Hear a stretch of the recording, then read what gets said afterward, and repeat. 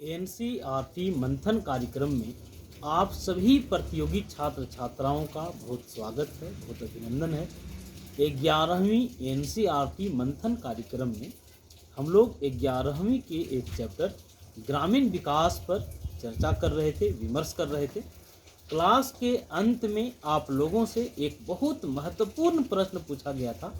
प्रश्न था, किसानों के हित एवं आत्मनिर्भरता को देखते हुए सरकार मुख्य कितने फसलों के लिए न्यूनतम समर्थन मूल्य की घोषणा करती है।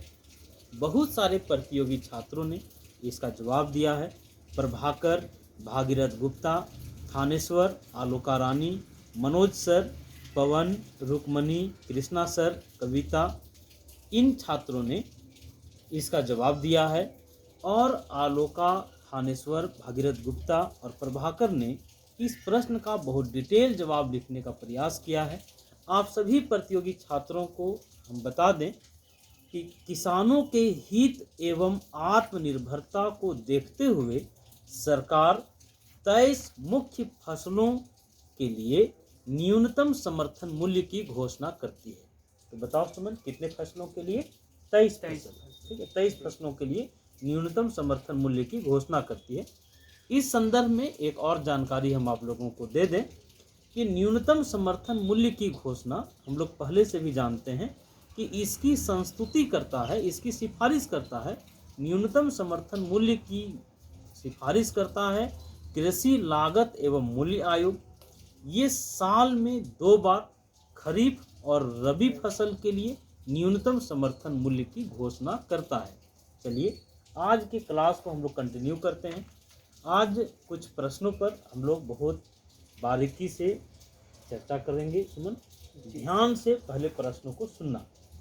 आज का पहला प्रश्न है, भूमि विकास बैंक ऋण प्रदान करता है।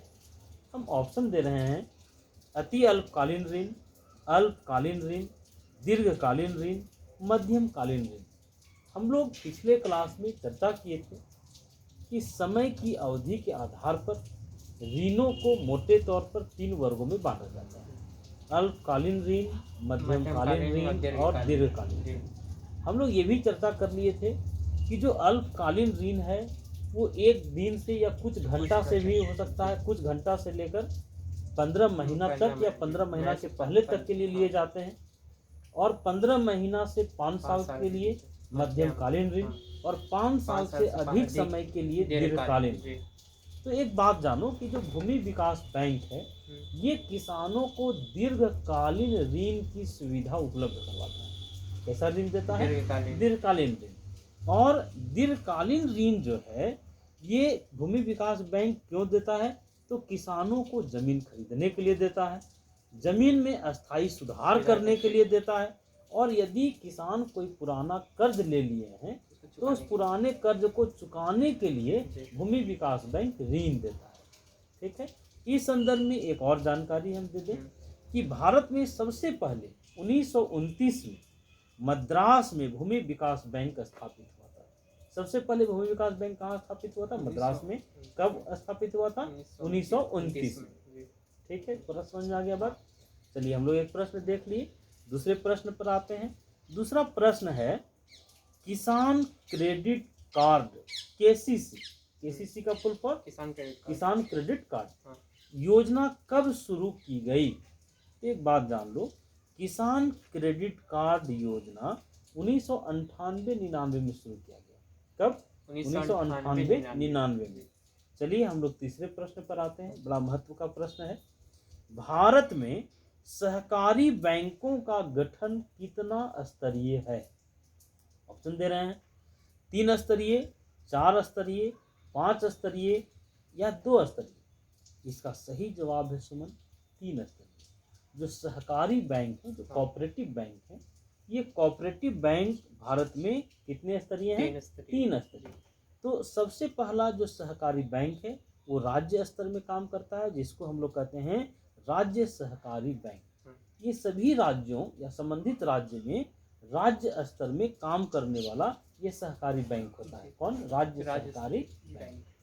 और केंद्रीय या जिला सहकारी बैंक जिला स्तर पर होता है। देखो कई बार कंफ्यूजन उत्पन्न हो जाता है, जैसे क्वेश्चन पूछ देगा मान लो कि केंद्रीय सहकारी बैंक काम करता है राज्य स्तर पर, जिला स्तर पर, केंद्र स्तर पर, गांव स्तर पर।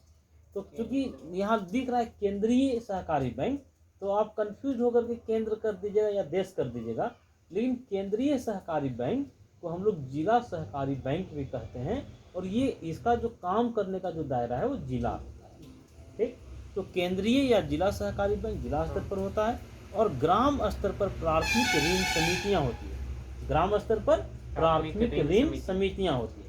तो इस तरह से हम लोग देख लिए कि भारत में जो सहकारी बैंकों का गठन किया गया है ये 3 स्तरीय है।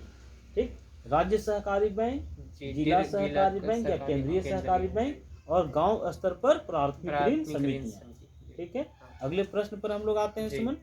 हम लोग अभी तक 3 प्रश्नों को देखे हैं। चलिए चौथा प्रश्न है, सघन पशु विकास प्रोग्राम कब चलाया गया? सघन पशु विकास प्रोग्राम कब चलाया गया? तो हम बता दें, सघन पशु विकास कार्यक्रम चलाया गया था 1964 से 65 के बीच में। कब? 64 से 65, 1964-65 के बीच में एक प्रोग्राम चला था, सघन पशु विकास प्रोग्राम। ठीक है, अगले प्रश्न पर आए। अगला प्रश्न है, ऑपरेशन फ्लड के सूत्रधार या जनक कौन है? ठीक है, ऑपरेशन फ्लड के सूत्रधार या जनक कौन है? हम ऑप्शन बताते हैं, doctor Varghese Kurien, option B है M.A. स्वामीनाथन, ऑप्शन सी है लाल बहादुर शास्त्री, और ऑप्शन डी है इनमें से कोई नहीं। तो इसका सही जवाब है डॉक्टर वर्गीज कुरियन। ठीक, ऑपरेशन फ्लड का संबंध दूध उत्पादन से। ठीक, ऑपरेशन फ्लड का ऑपरेशन फ्लड का संबंध दूध उत्पादन से, और इसके सूत्रधार कौन है? डॉक्टर वर्गीज कुरियन। और देखो, ऑपरेशन फ्लड शुरू हुआ था भारत में, ऑपरेशन फ्लड की शुरुआत हुई थी 1966 में। ऑपरेशन फ्लड की शुरुआत कब किया गया? 1966 में। अब चलो हम लोग अगले प्रश्न पर आते हैं। अगला प्रश्न है, भारत में प्रति वर्ष कब से कब कृषि वर्ष मनाया जाता है? भारत में प्रति वर्ष कब से कब कृषि वर्ष मनाया जाता है? तो सुन लो, इसका सही जवाब है, भारत में प्रति वर्ष 1 जुलाई से 30 जून तक कृषि वर्ष मनाया जाता है। कब से कब बताइए? 1 जुलाई से 30 जून तक कृषि वर्ष के रूप में मनाया जाता है। ठीक है, अब देखिए, आज क्लास के अंत में आप लोगों से एक प्रश्न पूछा जाता है, और आज का प्रश्न है, ध्यान से सुनिएगा प्रश्न को। प्रश्न है, अनिवेश विभाग का नाम अब क्या कर दिया गया है?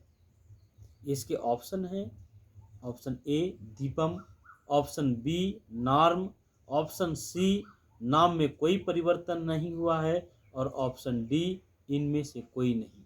आप सभी प्रतियोगी छात्रों को इस प्रश्न का जवाब कमेंट्स के माध्यम से देना है। आप लोग प्रयास कीजिए कि इसको बहुत डिटेल लिखने का प्रयास करें। धन्यवाद।